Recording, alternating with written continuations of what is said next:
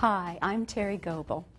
I've transferred a lot of clients during my career, and it's not always easy.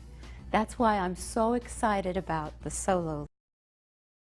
And now I'm going to give you a few helpful hints. Maybe the most unique thing about the SoloLift is the Solo Vest. Instead of a collection of straps and slings, your client actually wears this comfortable padded vest. It's a little bit like buckling on a life jacket. The vest comes in two sizes, small and large, and the key is to get the right fit. The vest should be really snug and hug the client around the rib cage and below the belt line. You don't want it to ride up too high. Choosing the right size depends upon the shape of your client's torso, their arm and shoulder muscle tone, and how much weight they can bear. Start with their weight and waist girth measurements.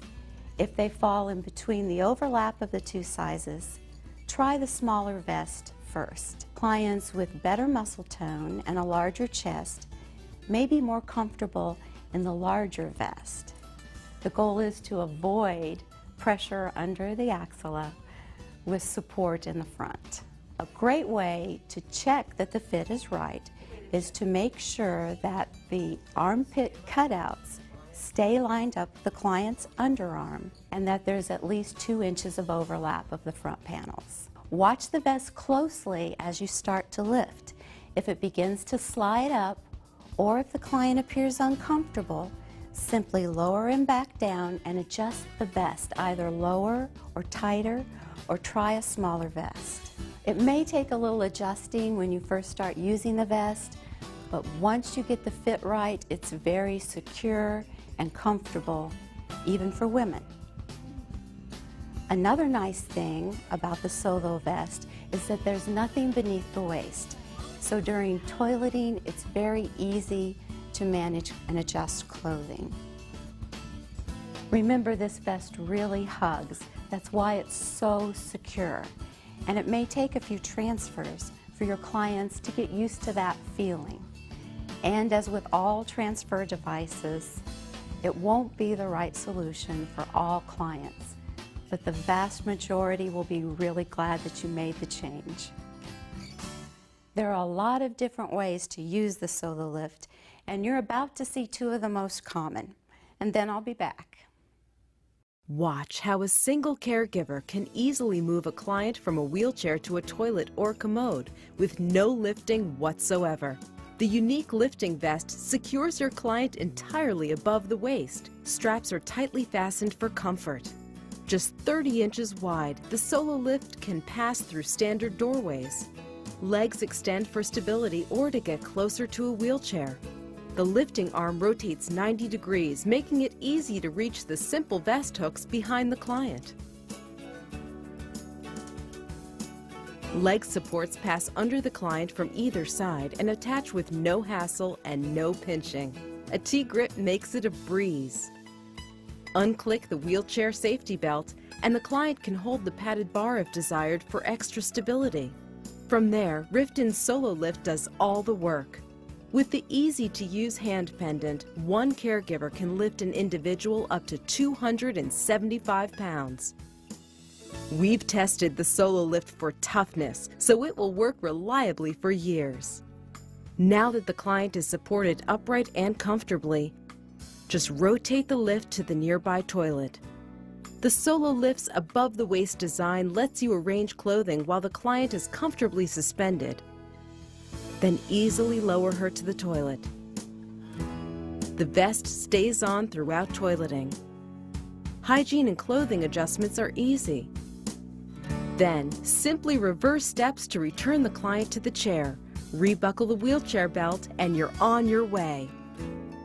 The Rifton SoloLift makes it fast and comfortable to transfer from a wheelchair to forward-standing equipment, something no other transfer device can do. Watch how smooth the process is with the SoloLift. The client's feet can stay in constant contact with the ground for that all-important sense of security. First, the above-the-waist lifting vest is fastened with no lifting or wrestling with slings before or after transfer. Its hug-like fit keeps the client secure. Once foot supports are out of the way, the SoloLift rolls right up to the chair. Small and compact, there's nothing intimidating about Rifton SoloLift. Rotate the lifting arm behind your client, and the vest is attached with simple hooks. Undo the chair safety belt, and the padded bar is always available for extra stability. The SoloLift does the rest of the work. Using the hand pendant, the client is lifted in an arc to a standing position. Both feet remain in contact with the floor while the lift bears the weight. Now your client is in a natural upright position while you remove the wheelchair. With the flip of a switch, the client can pivot 180 degrees and is now facing the pacer or gait trainer for easy entry. The process is similar for transfers into other standers. Help your client into the arm prompts and secure the wrist straps. And once the saddle is adjusted, the SoloLift gently lowers the client into the hip and arm prompts.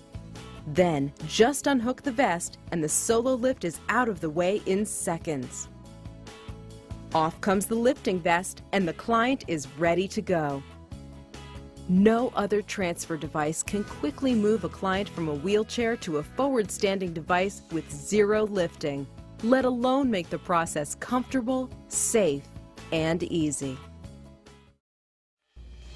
Those were real caregivers and real clients, and no one even broke a sweat during those 2 transfers. I have some more tips for you. There's a really easy way to ensure good positioning when using the SoloLift to transfer a client into a wheelchair. As you're lowering your client those last 6 inches into the chair, either gently push the grab bar if they're holding onto it, or nudge their knees so your client ends up as far back in the wheelchair as possible. It avoids the extra lift to reposition the client once they're seated.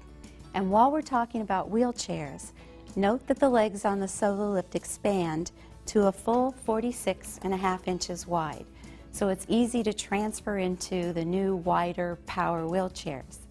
Then they retract to 30 inches wide to move through a standard doorway. And yes, the SoloLift is stable enough to move a client from room to room. Here's one you'll want to remember. If for some reason the hand control doesn't work, first check the red emergency stop button. It may just need to be reset by rotating it clockwise. Which leads me to my last few tips about the battery. You don't ever want a dead battery to prevent you from transferring a client. And Rifton has made it really easy to check and charge the battery. There's a light on the hand control that will tell you when it's time to recharge, so check it daily. There's a little trick to putting the battery back on the lift properly. The clip needs to hook over these 2 prongs while you push the battery to the back of the holder. You'll know you've got it right when you hear this click and see black bars in the charge level indicator. Charging should only take about 6 hours, and the recharger will automatically turn off when it's done. As long as you keep the spare battery charged, you'll never need my final tip. But just in case, if you need to lower a client and the hand control doesn't work, simply pull up on this manual lowering lever.